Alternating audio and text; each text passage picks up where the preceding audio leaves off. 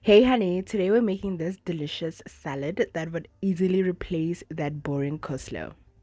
Let's get started, guys, and as usual, I will leave all the ingredients in the description box down below, or you can find the full written recipe at wannacook.co.za.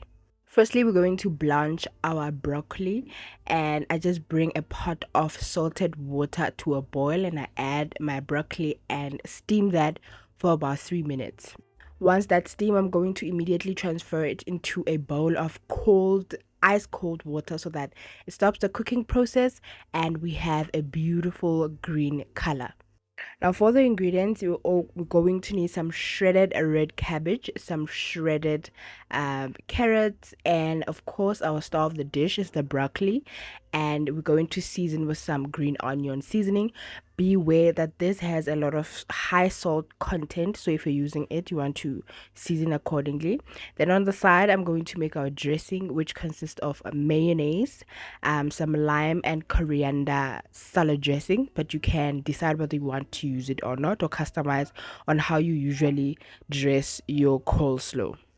I did season with some pepper and this pasta spice, which also has a very high salt content. So if you're using them, please be careful. We're also going to add some feta cheese, which is also salty, so you want to be careful.